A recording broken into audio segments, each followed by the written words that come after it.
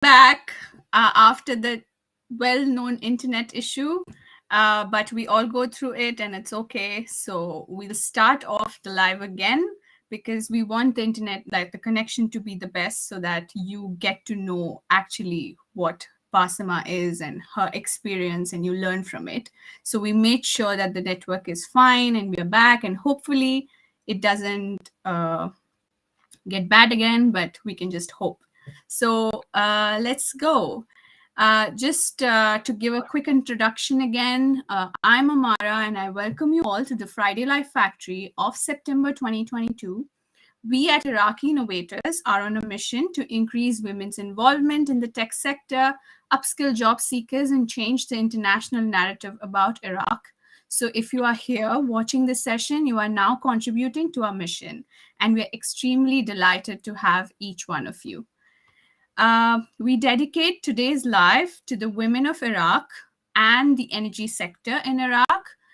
We hope to educate the audience on the opportunities women in business in Iraq have, the journey of our guest, Basima, as a founder of KESK, what made her start KESK, and what could be a few possible solutions to the challenges faced by women. Basima is a green tech entrepreneur with over 12 years of diverse experience focused on sustainable development. I really read this about her, where her vision is to make Iraqi cities more sustainable, inclusive, and economically productive by making buildings and infrastructures healthy,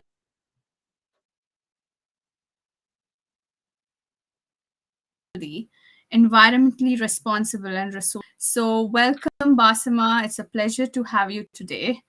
Uh, can you tell us a bit about how and why you started KESK and what made you enter the energy sector specifically? Thank you, Amara, and thanks to the Iraqi innovators for this wonderful opportunity and engaging conversation with the audience. Um, KESK is a is a green consulting company. It started as a green building consulting company, then we pivoted into green solutions company, and now we are getting into a new phase of KESK journey, which is becoming a green tech company, the first green tech company in Iraq. I picked the name KESK because it means green in Kurdish, and I wanted something to reflect my passion, and it reflects the idea and the vision of the company. The reason I started it is because I'm extremely passionate about environment protection. Um, I used to stay up at night thinking about climate change, and I feel like I needed to do something about it. I'm engineer, civil engineer in my background. I was doing my master's in the US in Right. structural engineering. I was introduced to the concept of green building, and I thought, okay, perfect. I can do my engineering while pursuing my passion in environment production by starting a green building consultant company, which how KESK was born 4 years ago. That's amazing. And the fact that you mentioned that you used to think about climate change and it just made you start, which takes me to the start KESK, which takes me to the next question about like climate change in Iraq specifically. In your opinion, what are the implications that you think climate change has on Iraq? There are many, many implications, unfortunately. We can feel it today. Looking at how the climate change is affecting the increase in temperatures, creating droughts. We're losing thousands um, of kilometers of lands annually to climate change. It's affecting the water quality, the water availability. It's affecting the whole ecosystem. Yes. It also creates, it's one of the triggers of um, the insecurity and the whole situation that uh, Iraq is facing. Many people rely on agriculture or they have agriculture related jobs. So when you start losing lands, agricultural lands, to drought due to climate change, people come out of these sectors. It's create the social issue. It's create some conflict. It can trigger a lot of problems in the future. I mean, Yeah. we're living it today, and it can become even worse if we don't act immediately. Yeah. For sure, it is definitely affecting a lot of things. What do you think, like, about like the recent climate changes, such as sandstorms in Iraq, and how has that impacted your business in any way? I mean, if you end up with 50 days of sandstorms per year, Yeah, which is what's the most recent studies been predicting for Iraq, yeah, it will affect every aspect of life. It affects a business. It affects the quality of life. It affects people health. All that translate in will translate into loss um, in financials in all the different sectors. The health right. sector will have to accommodate all the patients. The energy sector will be affected for sure. I mean, renewable as a renewable energy sector where we are now focused on, um, solar panels will not perform with the same quality if you with between Yeah. having a dusty day versus having a clear day. But it affects so many different sectors in general, and s- it's something we can do something about collectively together. We can find a solution. It's just a matter of taking the strong actions towards that.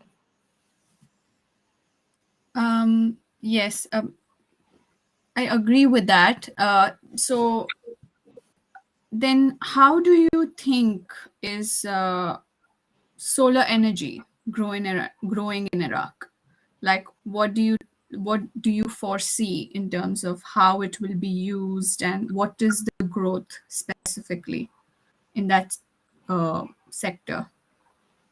So, the solar energy sector potential is huge in Iraq, is larger than any other renewable energy sector. If we look Yeah, at wind, hydraulic power, etc., the renewable energy sector is the one that has the highest potential because of um, how rich the country is in terms of the exposure to sunlight, clear skies most of the year. Um, the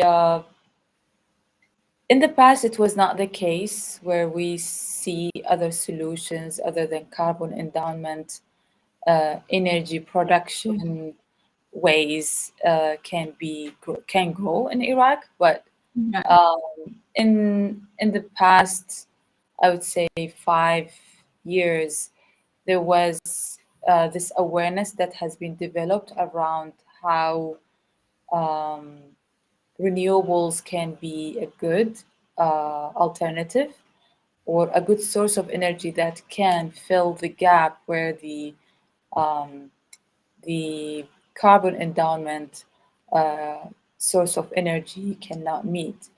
In Iraq, the energy production in general for the grid provide only 50% of energy, 12 hours of electricity every day.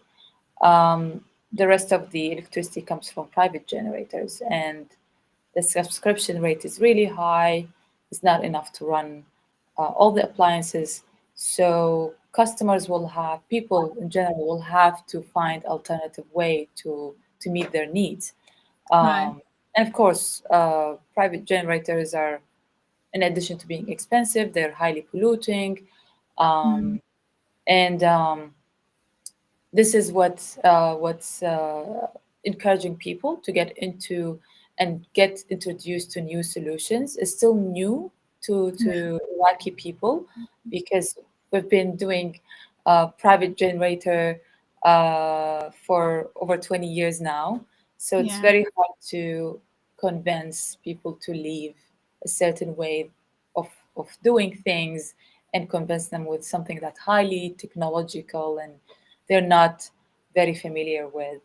But it's now with the with the raise in full prices, and the whole situation around availability of electricity across Iraq and the the future production rate, we will need other sources of energy, and definitely solar is the best next option. All right. So this makes me understand. So I'm a person who is not very much known about energy sector, and I'm here to learn anyway from you. So this makes me understand that yes, compared to the generators, because it's more polluting, solar energy is something that we should adopt. But in your opinion, do you see there is increasing demand in solar energy, or is there any way we can create demand for solar energy? There is an increasing demand for solar energy. We have been witnessing this firsthand because we have been receiving many requests compared to 12 months ago. Right.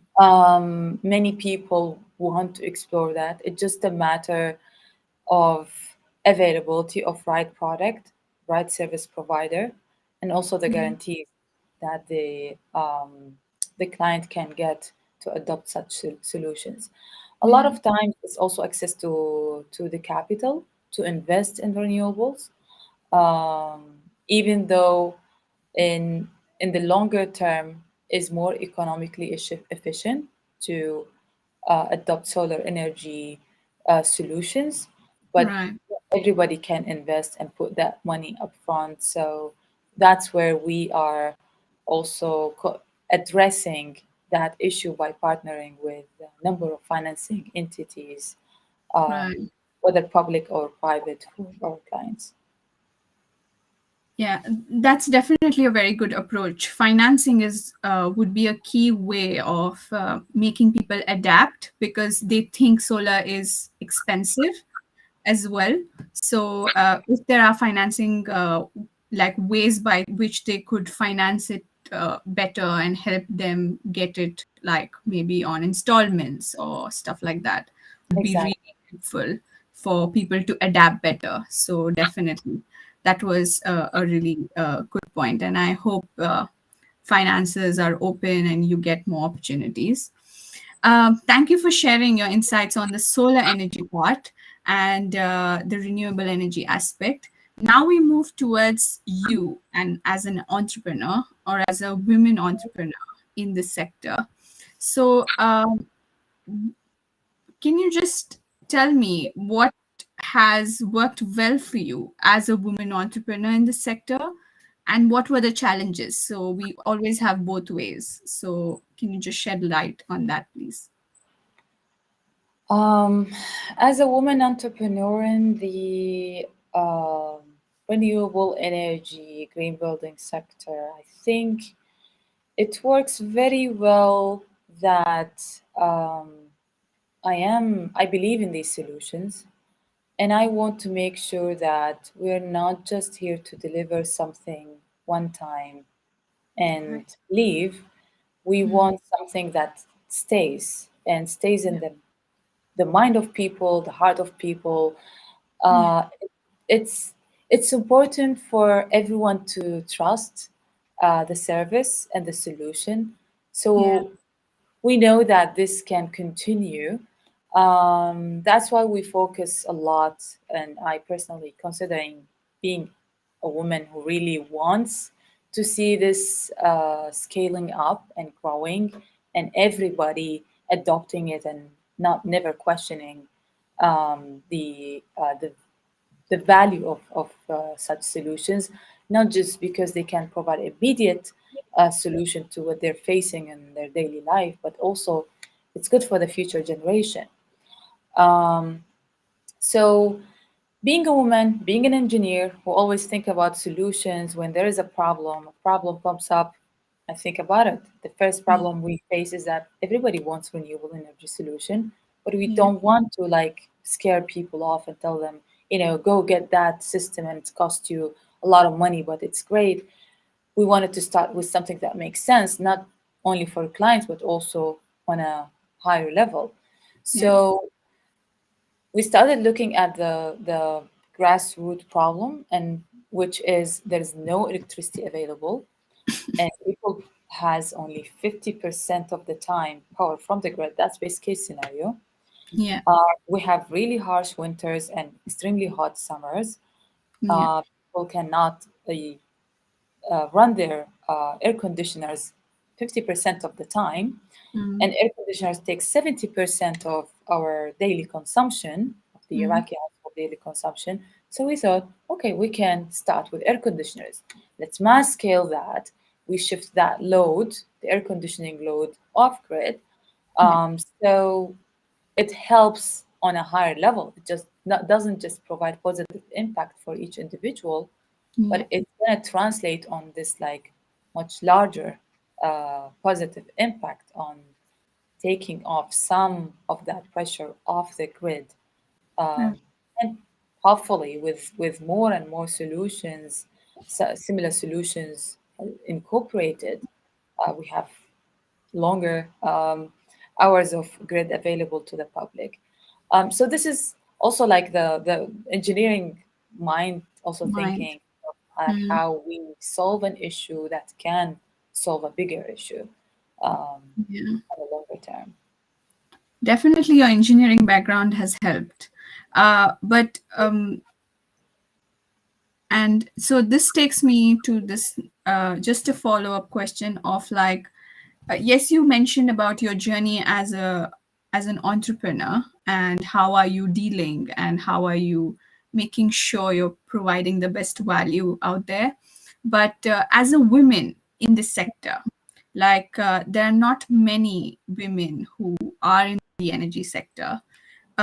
Did you face any challenges, or was there some things that worked well for you uh, because you were a woman and you were doing things that you were doing?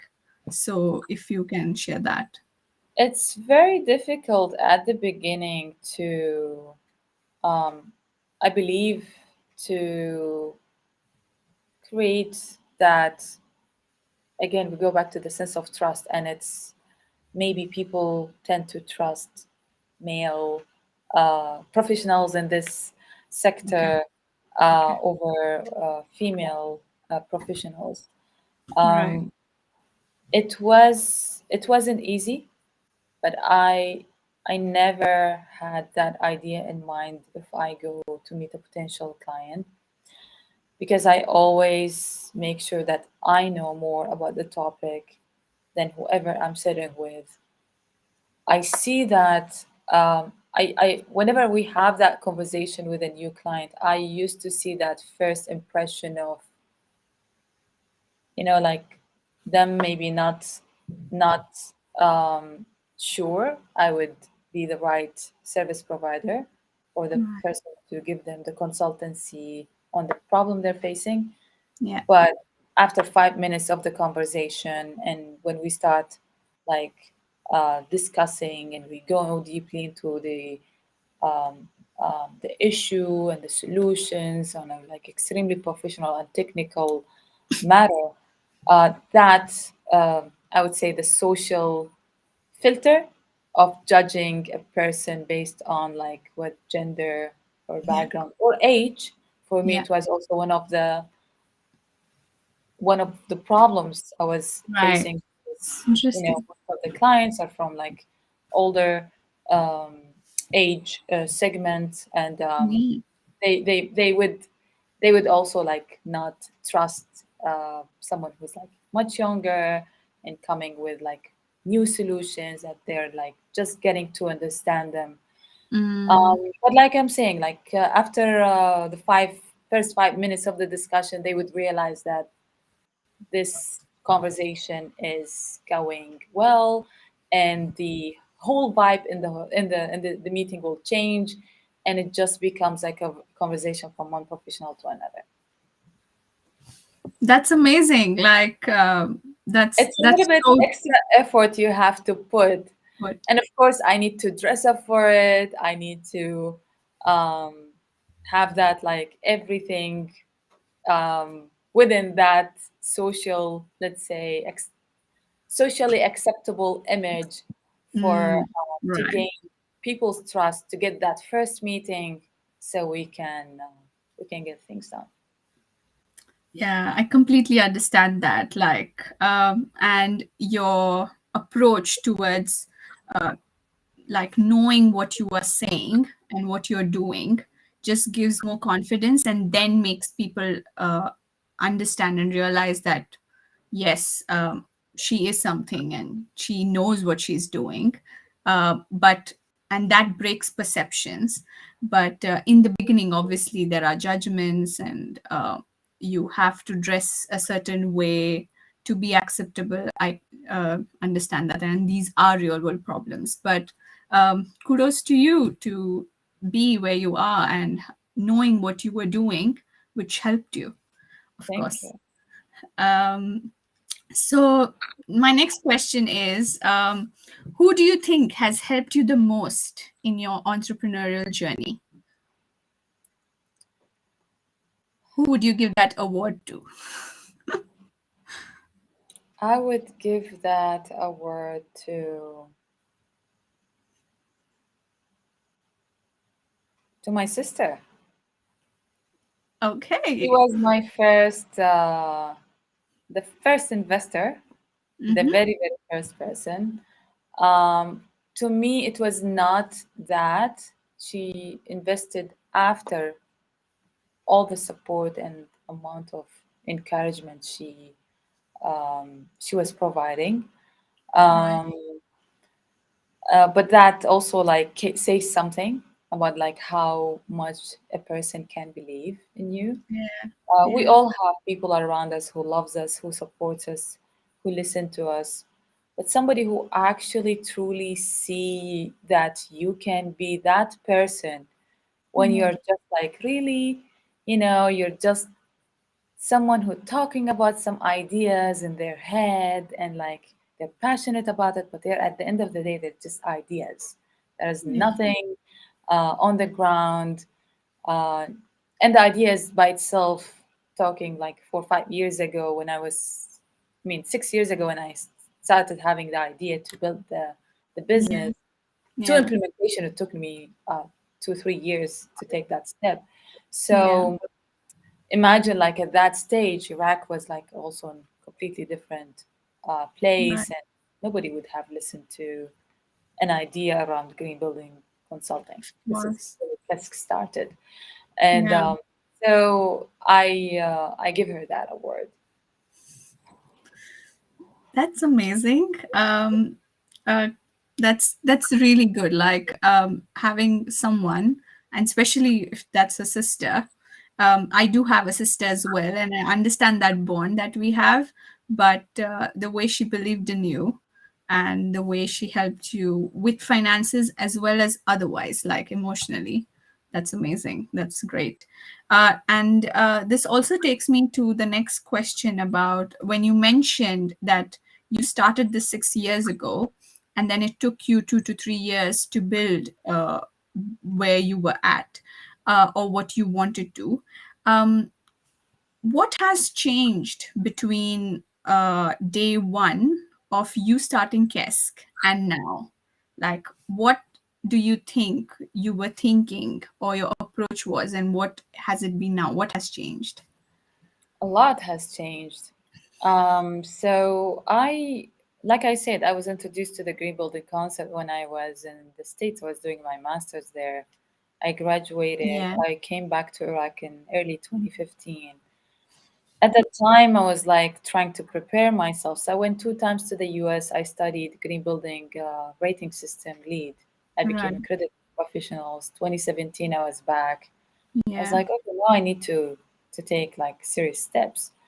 So Mm, I created a website. It was not a company. I just found one of the service providers online. I developed my own website. I started offering that service as a consultant. Right. And from there, I started getting, a lot of, I would be reached out by individuals who tell me that they're also passionate about this. They want to also voluntarily support me and do this kind of work and learn, um, while I help them learn more about the green building, uh, Right.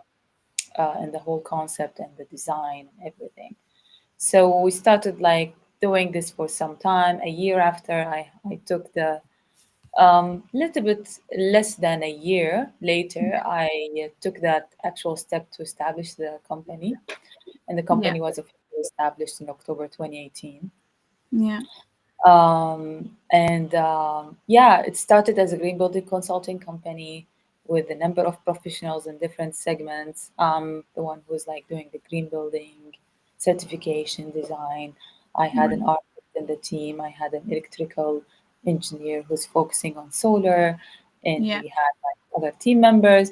And then we pivoted into the hardware part of the business during COVID. That's Right. where it helped us. 1.5 year into the business, we started understanding the market.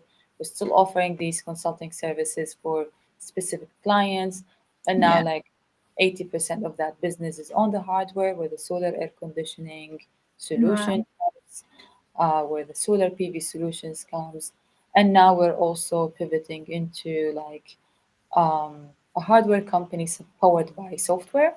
Right. So this is also like a new, um, phase of KESK journey. So a lot has changed, and it's good to pivot, because it means that you understand more what what is an immediate solution to clients, and you understand what's more like, um, regional specific or country specific solutions to be, um, provided and improved, and um, we can grow things from there. Thank you so much for sharing that. It has been a journey. I can see that from day one to now. And I wish you all the best going forward for sure. And keep growing and talking about your passion and delivering it. Uh, and yes, this is a very important topic. And the more you will help uh, the people understand the importance of KESK and the solutions you provide, I think they will adapt as much as possible. Um, we come to the last question for today. And this is about your advice that you would share with other women who want to be entrepreneurs uh, when they're starting their journey. What would you tell them from your experience? I will tell them that it's um, it's every journey is hard. Mm, Even deciding not to become an entrepreneur is hard. yeah, Becoming an entrepreneur is also hard. yeah, Um, I told you, Amar, it took me 2 to 3 years to make that, um, actual, like, take that step to towards creating a business from that yeah, idea and that passion. The yeah, 2 years period, I used that time to read a lot, and that's within my, uh, let's say, the the business idea area, mm, and yeah, also on the personal like development level. It helped me right, a lot to get that confidence, get that knowledge, experience from others, and how can I utilize that, and use that wisdom too, um, to help me with my journey. So yeah, I was able, the way I would say my advice would be is that you need to arm yourself with all the knowledge and the confidence and the strength to get into mm, the journey. So right, once you're into the journey, you will face many, many doors left and right will be closed at the beginning, yeah, uh, when you try to knock around and get your clients. But when you're strong and you're confident, you know that that's okay. People don't know the value of your service or solution now, but they will appreciate it later. This is Yeah. how I used to feel around it. That's why I was able to keep going. And I want everybody to think the same way and act the same way. Yeah. And I would say equip yourself with all the strength, confidence, and knowledge before you get Mm. it. And lastly, please don't stick to conventional sectors where everybody expects women to be part of. Yeah. Diversify, Yeah. look for other sectors, Yeah. engineering, science, um, design, everything, all sectors are under your disposal. And if you're coming from certain background and you want to pursue different kind of career, that's okay. But Yeah. don't change that career path just because you think that the society is not going to take you seriously because they don't see you as a female fit into that, as the image of a female don't fit into that sector or Right. that type of a business. That's really good. Like, two things I learned from you today. One is, definitely just grow your knowledge and know about the topic as much as you can, and know about what you're doing, so that you are convinced enough and confident enough so that you can give it out there and make people believe you and your passion. And secondly, definitely don't go with the society's rules of like, okay, you need to do this and this suits women, but just open up your mind and um, do whatever you like, be it like, even if it's like women centric or something which women did, or something else that you want to do. So yeah, thank you so much, Basima, for sharing this. I'm sure a lot of people must have taken a lot from what you shared and your journey. And keep inspiring, keep doing what you're doing. You're doing well and you're doing really good. And inshallah, you'll do way better going forward. It was really a pleasure speaking with you today. And I wish you all the best once again. So, Thank you. yeah, thank you so much. We will end the live session now. And I hope your experience was good enough as well, being part of this chat. It was really, really refreshing. So thank you so much for inviting me into this. Have a wonderful day, Amara. You too. Take care. Bye bye.